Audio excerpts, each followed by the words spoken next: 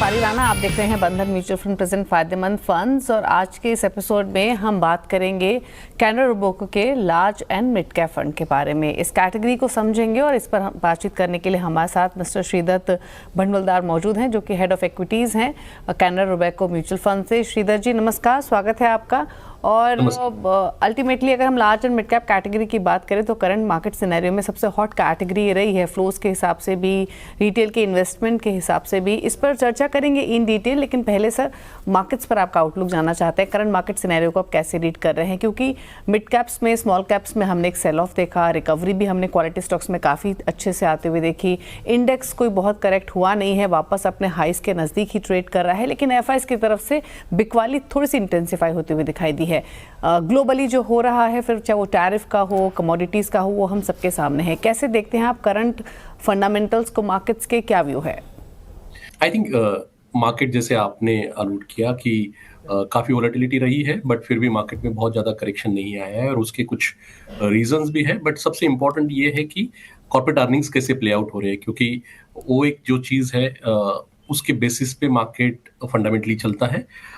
यानी ग्रोथ कैसी है इकोनॉमी में और वो इकोनॉमिक ग्रोथ कॉर्पोरेट अर्निंग्स में कैसे प्ले आउट हो रही है। तो लास्ट ईयर अगर मैं थोड़ा बैकग्राउंड दे दूं तो लास्ट ईयर आपने थोड़ी बिकवाली देखी और थोड़ा कॉम्प्लेक्सिटीज देखी, of course along with the जो ग्लोबल टैरिफ रिलेटेड हो या इंडिया पाकिस्तान हो, कुछ बाकी एस्पेक्ट्स भी थे।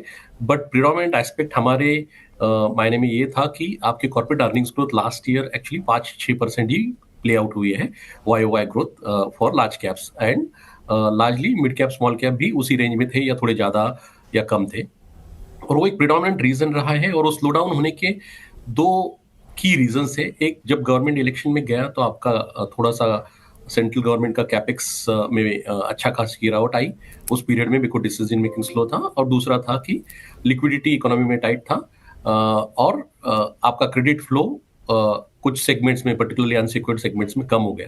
तो ये दो प्रिडोमिनेंट रीजन थे जिसकी वजह से सिक्लिकल कॉर्पोरेट अर्निंग्स ग्रोथ में स्लो डाउन आई। हमें ऐसा लग रहा है कि ये दोनों भी रीजंस रिवर्स हो रहे हैं डायरेक्शनली। लिक्विडिटी इकोनॉमी में सरप्लस है, credit flow towards some of the segments again started, government का कैपेक्स वापस 10-12% वाई ग्रोथ पे आ गया है। जो पॉलिटिकल इशू था, particularly India related, India Pakistan related, वो at least for the timing resolve हो गया है। और इसीलिए जो सिक्लिकल स्लो डाउन आपने लास्ट ईयर अर्निंग्स में देखा, वो डायरेक्शनली एटलीस्ट कम होते हुए हमें दिख रहा है। और इसीलिए कंसेंसस ने एक 10 से 12-13% CAGR अर्निंग्स ग्रोथ प्रोजेक्ट किया है नेक्स्ट 2 साल के लिए। उसमें यही 2 फैक्टर्स है क्रिटिकल, 2 या 3 फैक्टर्स है जो प्ले आउट करेंगे हमारे हिसाब से। Private consumption at the margin improve होगा, government capex at the margin improve होगा, मॉनसून ठीक रहने का रहा है और 3rd year in a row interest rate cuts हुए हैं इकोनॉमी में। सो ये जो सब फैक्टर्स है, क्रेडिट ग्रोथ हमें लगता है कि ग्रेजुअली 9% अभी बॉटम पे है, वो धीरे धीरे करके इंप्रूव होगा।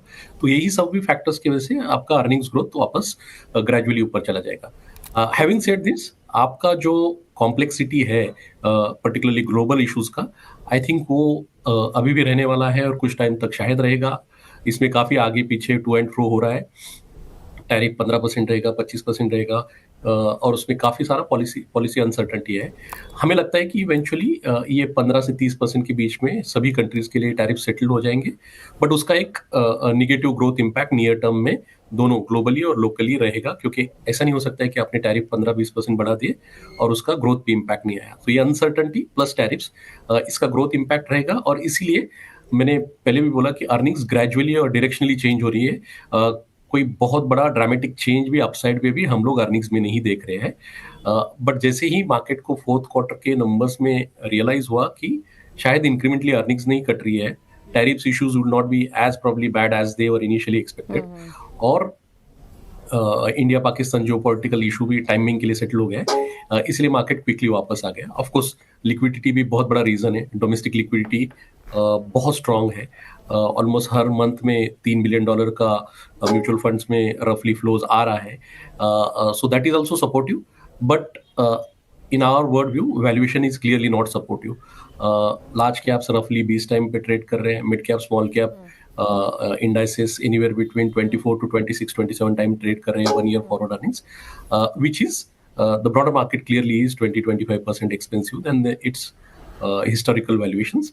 Large cap roughly 5-7% एक्सपेंसिव है, बट जो कि मैक्रो बहुत स्ट्रांग है डोमेस्टिक में, डायरेक्शनली अर्निंग्स ठीक हो रही है, वैल्यूएशन थोड़े महंगे हैं, तो हमें लगता है कि थोड़ा कंसोलिडेशन जोन में मार्केट जाएगा after the rally that you have seen in last 3 months. Mind you just 3 I think March से लेके अभी यानी ये मान के चले कि रिमेनिंग ईयर श्रीधर जी कंसोलिडेशन के नाम रह सकता है इंडेक्स लेवल पे। हाँ, अगर अर्निंग्स पे इससे ज्यादा बढ़ोतरी नहीं हुई, अगर अर्निंग्स 10-12% डायरेक्शनली वहां तक ही गई, तो आई थिंक वैल्यूएशन जो हमने थोड़े से एक्सेसेस किए हैं लिक्विडिटी की वजह से लास्ट 1-1.5 साल में, वो आपको डाइजेस्ट करने पड़ेंगे। और वो डाइजेस्ट करना, इसका मतलब ये है कि आपको थोड़े कम इम्प्लाइड रिटर्न्स लेने पड़ेंगे आगे के कुछ टाइम में, और इसीलिए आपको कंसोलिडेशन जोन में जाना पड़ेगा। अच्छा श्रीधर जी, एक क्विकली एक सवाल अर्निंग्स पर और फिर हम इवेंचुअली फंड पर बात करेंगे। अब तक की जो अर्निंग्स आई हैं, क्या वो इन लाइन विद एक्सपेक्टेशंस रही हैं? हालांकि अभी कई बड़े अर्निंग्स आने बाकी हैं। Energy, capital goods, auto measures के नंबर्स अब तक आए नहीं हैं। हमने आईटी मेजर्स के नंबर्स देखे जो कि डिसअपॉइंटिंग रहे। कैसे रेट करते हैं सो फार के अर्निंग सीजन को, या क्या अंडरस्टैंडिंग है पूरे सीजन को लेकर? आई थिंक अर्निंग सीजन से बहुत ज्यादा कुछ एक्सपेक्टेशंस नहीं है इस क्वार्टर में भी। जनरली जो कंसेंसस ने पेंसिल इन किया है वो रफली low mid single digit earnings growth ही पेंसिल इन किया है। उसमें I think it's too early, थोड़ा अर्ली है ये, क्योंकि बहुत कम रिजल्ट्स आए हैं। बट आईटी के जो नंबर आए हैं क्लियरली वो थोड़े से डिसअपॉइंटमेंट था, और कल एक बड़े बैंक का भी नंबर आया, वो भी eight the margin credit cost side में डिसअपॉइंटमेंट था। बट हमें लग रहा है कि ये साल और अगला साल भी थोड़ा सा स्टॉक स्पेसिफिक, निश सेगमेंट स्पेसिफिक रहेगा। तो जैसे जो नंबर्स होटल्स में आए हैं वो सब अच्छे रहे हैं रिलेटिवली, जो एएमसीज में या कैपिटल मार्केट प्लेस में अभी तक नंबर्स आए वो अच्छे रहे हैं। सो ये बहुत बहुत स्पेसिफिक रहेगा यहाँ से। बट रिजल्ट्स विजन से एग्रीगेट लेवल पे I think single digit, low single, mid single digit earnings he expected है। ओके, चलिए ठीक है। तो अब बात करते हैं Canara Robeco large and mid cap fund की। आगे हम फंड के कॉम्पोजिशन को भी समझेंगे, लेकिन सबसे पहले रिटर्न्स के साथ शुरुआत कर लेते हैं। अगर हम पिछले 10 साल तक की परफॉर्मेंस देखें इस फंड की, तो रिटर्न्स मेरे सामने, बट मैं आपसे जानना चाहती हूँ श्रीधर जी, किस तरीके के नंबर्स रजिस्टर किए हैं, किस तरीके की परफॉर्मेंस रही है? आई थिंक रिटर्न्स की तो हम इस तरीके से बात नहीं कर सकते, बट जनरली इस फंड ने ओवर पीरियड ऑफ टाइम बहुत अच्छा वेल्थ क्रिएशन किया है। कैटेगरी एवरेज से generally rolling basis 5 year 10 year पे एंड सिंस इंसेप्शन भी बहुत अच्छा आउटकम्स दिए हैं। ऑफ कोर्स सभी परफॉर्मेंसेस सिक्लिकल होती है, तो टाइम टू टाइम आपको थोड़े बहुत ऊपर नीचे भी होता है। वो इसलिए भी होता है क्योंकि फंड की स्टाइल कैसी है वर्सेस मार्केट का स्टाइल क्या है। But generally on a risk adjusted basis, since inception this product has done a very good job for the investors who have stayed around for longer period. Okay. In fact मैं past performance की ही बात कर रही थी। आगे की performance को तो प्रोजेक्ट करना काफ़ी डिफिकल्ट है, पर मैं व्यूअर्स को बता दूं, अगर पिछले 3 या 5 साल की परफॉर्मेंस देखेंगे तो मोर देन 20% रिटर्न्स इस फंड ने जनरेट किए हैं, और वो द पीरियड ऑफ टाइम 10 साल तक के होराइजन अगर किसी का इन्वेस्टर का रहा होगा तो 15-16% के रिटर्न्स इस फंड ने जनरेट किए हैं। तो आपने कहा कि हर फंड की नेचर अलग होती है, तो हम इस फंड की नेचर, इसके कंपोजिशन पर ही चर्चा करते हैं। अब large and mid cap clearly indicate कर रहा है कि लार्ज कैप और मिड कैप्स में एक्सपोजर इस फंड के थ्रू एक इन्वेस्टर को मिलेगा। बट अगर हम इस पर्टिकुलर फंड की बात करें तो किस तरीके का कंपोजिशन है, लार्ज कैप्स में कितना एक्सपोजर है, मिड कैप्स में कितना है, क्या इन्वेस्टमेंट राशनाल आपका इस फंड के पीछे रहा?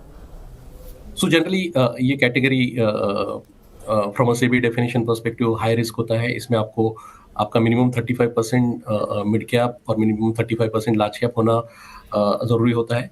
एज ऑफ नाउ हमारा रफली अबाउट 40% के आसपास मिड कैप पोजीशन है इस पोर्टफोलियो में, और अनदर 10% के आसपास स्मॉल कैप पोजीशन से। तो रफली आधा बेसिकली पोर्टफोलियो है, जो आधा पोर्टफोलियो है वो जो ब्रॉडर मार्केट में है मिड कैप और स्मॉल कैप में, और आधा पोर्टफोलियो है जो प्रिडोमिनेटली लार्ज कैप और कैश में है।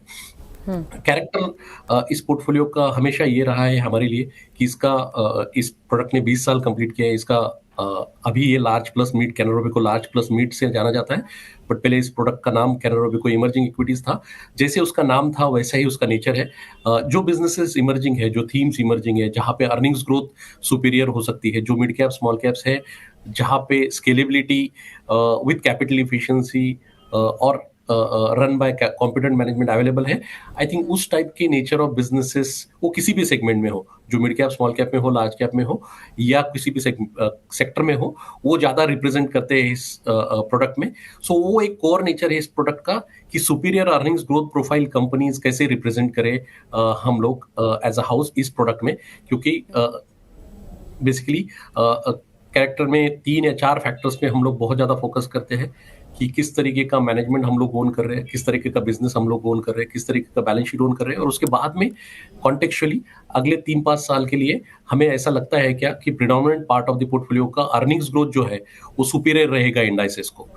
यही एक कोर बेसिकली पिलर्स है इस पोर्टफोलियो के इन terms of construction of the portfolio. ठीक है. अच्छा, अगर हम सेक्टर स्पेसिफिक एलोकेशन देखें तो कुछ पॉकेट्स का तो आपने जिक्र किया जहां जहां आपने एलोकेशन बढ़ाया है, बट अगर हम इस फंड के कॉम्पोजिशन के नज़रिए से देखें तो कहाँ मेजरली आपका एक्सपोजर है, किन पॉकेट्स में?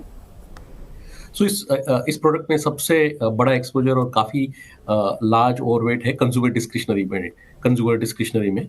और वो कंज्यूमर डिस्क्रिशनरी का जो एक्सपोजर है that is through hotels, that is through retail, that is through jewellery retail, that is through EMS players, that is through basically auto. ये जो स्पेसेस है यहाँ पे पोर्टफोलियो काफ़ी ओवरवेट है. उसके बाद में इंडस्ट्रियल्स में डिफेंस है, और कुछ और भी डिफेंस कंपनीज है, वहाँ पे पोर्टफोलियो ओवरवेट है. ये जो कुछ स्पेसेस है, फार्मा है जहाँ पे सिलेक्टिवली हम लोग ओवरवेट है, एविएशन है जहाँ पे ओवरवेट है. सो सिलेक्टिवली कुछ स्पेसेस में इन निश सेगमेंट्स में हम लोग ओवरवेट है. Otherwise commodities, energy, FMCG, IT, ये जो सेगमेंट्स है ये बड़े अंडरवेट है पोर्टफोलियो में. ओके. अच्छा, कंज्यूमर डिस्क्रिशनरी पर एक आउटलुक आपको और चाहिए श्रीधर जी. मैंने काफ़ी सारी रिपोर्ट्स रिसेंटली पढ़ी इस पॉकेट को लेकर, सबका मानना ये एक कंसेंसस व्यू है, सभी पॉजिटिव हैं एक तो इस पॉकेट पर, इस थीम पर. आप किसी से भी बात करें, किसी भी बड़े एक्सपर्ट से इस चीज़ को समझे, फंड हाउसेस से इनफैक्ट बातचीत करें, पहली चीज़ तो ये. दूसरी बात ये कि एक व्यू ये भी रहा है कि ऑन एन एवरेज एटलीस्ट 18 से 20% की ग्रोथ तो इस सेक्टर में, इस पॉकेट में रहेगी ही सालाना आधार पर. आप भी वही एक्सपेक्ट कर रहे हैं? इस साल वो एक्सपेक्ट नहीं करे क्योंकि जनरली अर्निंग्स ग्रोथ ही इंडेक्स का 10-12% है, तो आपका 5-7% वहां से ऊपर रहेगा. But as a basket yes, consumer discretionary जो स्पेस है, क्योंकि वो ज्यादातर थीम्स है जो इमर्जिंग कंजम्पशन पैटर्न्स पे डिपेंडेंट है कि कंज्यूमर कैसे स्पेंड कर रहा है और कंज्यूमर कहाँ मूव कर रहा है. इसीलिए आपके प्लेटफॉर्म कंपनीज हो, आपके होटल्स हो, आपके हॉस्पिटल्स हो, आपका एविएशन हो, आपके कुछ यूटिलिटी व्हीकल SUV प्लेयर्स हो, आपके स्पेशलाइज्ड टू व्हीलर कंपनीज हो, यहाँ पे कंज्यूमर का स्पेंडिंग, या रिटेल अपैरल कंपनीज हो, या ज्वेलरी रिटेलर्स हो, वहाँ पे कंजम्पशन पैटर्न इंप्रूव हो रहा है. इसीलिए आपके पोर्टफोलियो वहाँ पे पोजीशन किए गए हैं और वहाँ पे नेचुरली कंज्यूमर वहाँ पे ज्यादा स्पेंड कर रहा है यहाँ, इसलिए वहाँ पे अंडरलाइंग पोर्टफोलियो लेवल पे अर्निंग्स ग्रोथ भी इंडाइसेस से ज्यादा होगा. और वही रीजन है कि पोर्टफोलियो में भी कंज्यूमर डिस्क्रिशनरी ओवरवेट है. ओके, ठीक है. तो ओवरवेट है कंज्यूमर डिस्क्रिशनरी पॉकेट पर. रुक रहे हैं इसी के साथ, एक ब्रेक के लिए लौटेंगे तो बाकी थीम्स पर भी करेंगे चर्चा. स्पेशली फाइनेंशियल्स और टेक्नोलॉजीज में भी डिसेंट एक्सपोजर है इस फंड का, वहाँ भी समझेंगे स्ट्रैटेजी. जल्द वापस आते हैं छोटे से ब्रेक के बाद.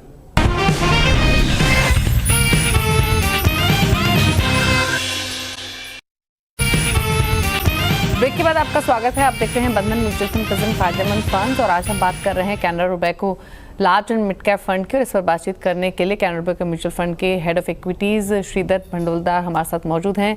श्रीधर जी, वेलकम आफ्टर द ब्रेक. और अब हम बात करेंगे फाइनेंशियल्स और टेक्नोलॉजी की. मैं देख रही थी आपके इस फंड का कॉम्पोजिशन, फाइनेंशियल्स में 17-18% तक एक्सपोजर है और लगभग 12% के आसपास का एक्सपोजर टेक्नोलॉजी है.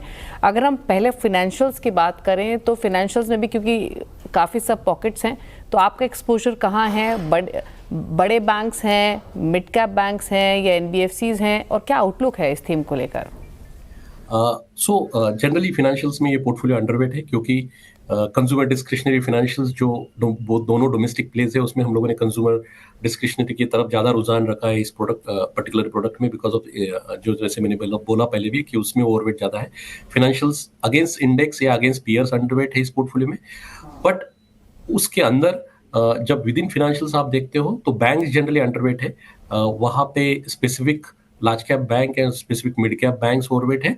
बट उसके अलावा प्रिडोमिनेंट जो ओवरवेट है वो दो एनबीएफसीज के थ्रू आ रहा है, और बाकी कैपिटल मार्केट प्लेस यानी एएमसीज हो या आपके आरटीएज हो या जो आप बाकी सब प्लेस है, आपके डिस्ट्रीब्यूटर्स हो, म्यूचुअल फंड डिस्ट्रीब्यूटर्स हो, वहाँ पे उसको कैपिटल मार्केट प्लेस बोलते हैं, वहाँ से ओवरवेट आ रहा है। सो प्रिडोमिनेंट जो ओवरवेट है विद इन फाइनेंशियल्स वो कैपिटल मार्केट प्लेस एनबीएफसीज के थ्रू है। Banks particularly banks generally underweight है इस पोर्टफोलियो में।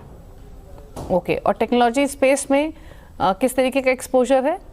टेक्नोलॉजी में भी अंडरवेट है पोर्टफोलियो, और प्रिडोमिनेंटली जो पोजीशंस है टेक्नोलॉजी में वो either high growth IT services companies है, या फिर ER&D स्पेस में हमारा एक्सपोजर है इस प्रोडक्ट में, जहाँ पे हमें लगता है कि given the capability of that individual company over a period of time आपका अर्निंग्स ग्रोथ उस कंपनी में सुपीरियर हो सकता है। तो वहाँ पे प्रिडोमिनेंटली सो अगेन जैसे आपने दोनों भी स्पेसेस में क्वेश्चन पूछा कि फाइनेंशियल्स में या आईटी में, तो हर स्पेस में कोई निश सेगमेंट है जहां पे हमें लगता है कि earnings growth superiority is present, वहां पे पोर्टफोलियो ज्यादा ओवरवेट है।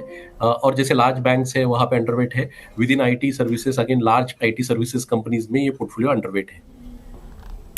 ओके अच्छा, वैसे आईटी एज अ सेक्टर आपको कैसा लग रहा है अभी with regards to growth, valuation, plus जो भी रीसेंट अर्निंग्स आए हैं मिड कैप या लार्ज कैप में, उनकी रीडिंग क्या रही आपकी? कब तक रिकवरी आएगी इस पॉकेट में, या क्या आउटलुक है?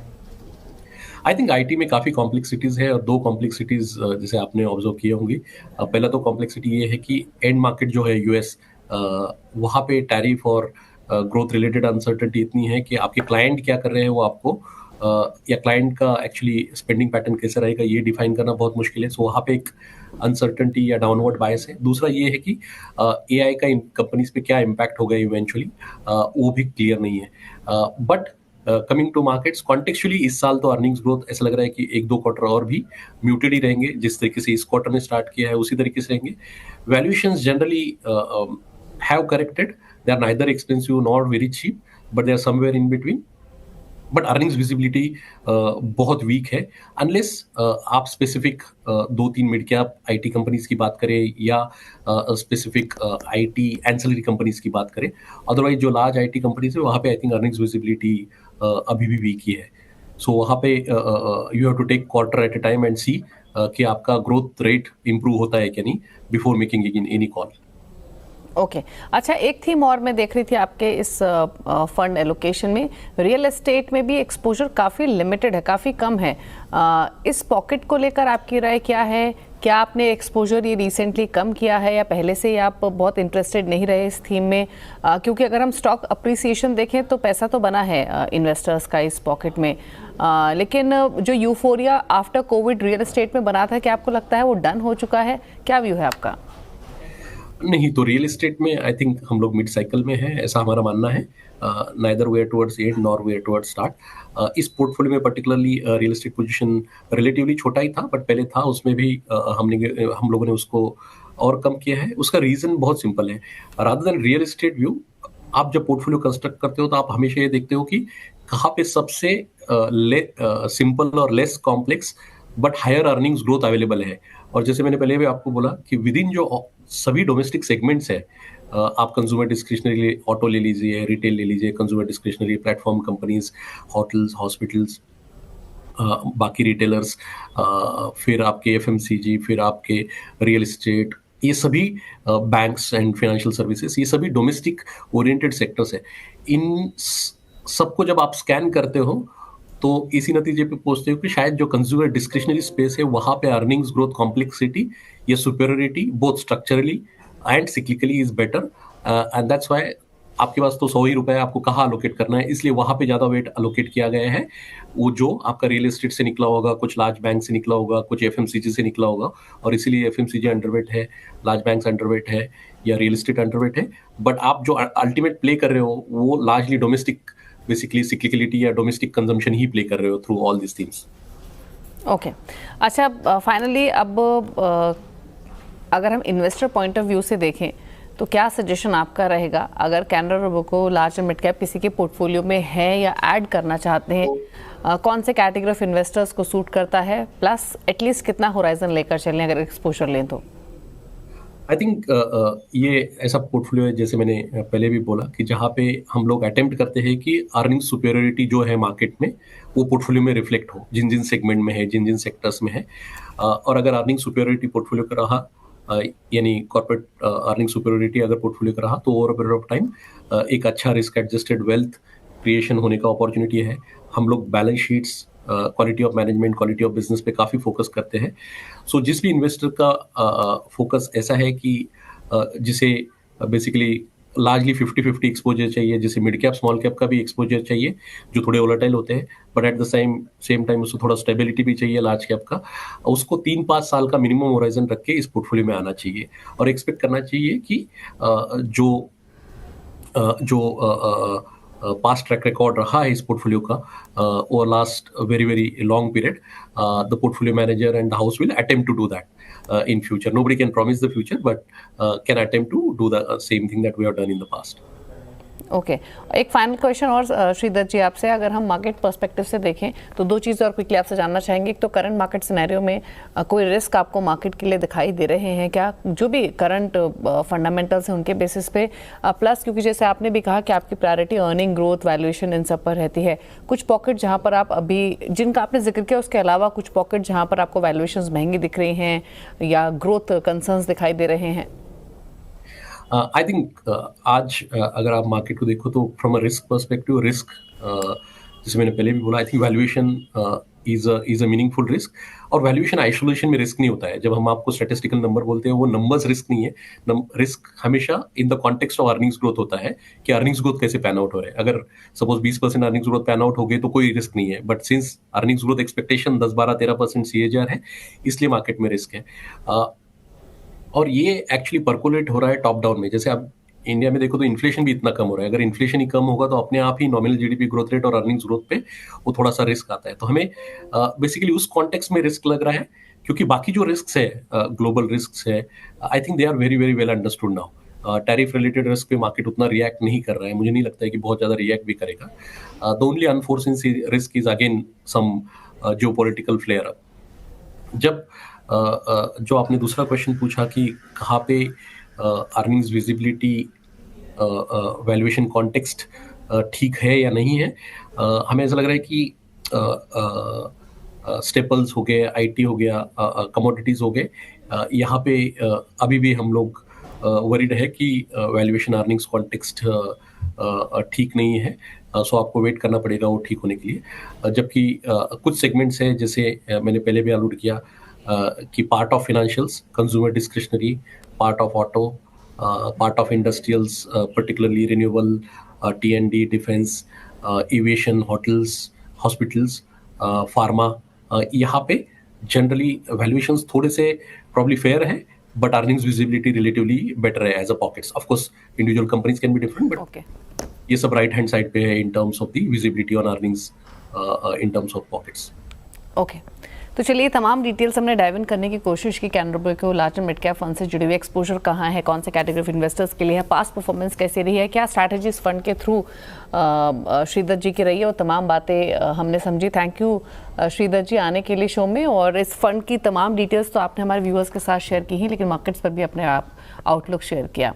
तो लॉन्ग टर्म व्यू के साथ अगर लेना चाहते हैं तो डेफिनेटली इस फंड को पोर्टफोलियो में ऐड कर सकते हैं, लेकिन लॉन्गर विजन बहुत ज़रूरी है। इसी के साथ इस स्पेशल शो में तो इतना ही। ब्रेक के बाद भी खबरें जारी CNBC आवाज़ पर। नमस्कार।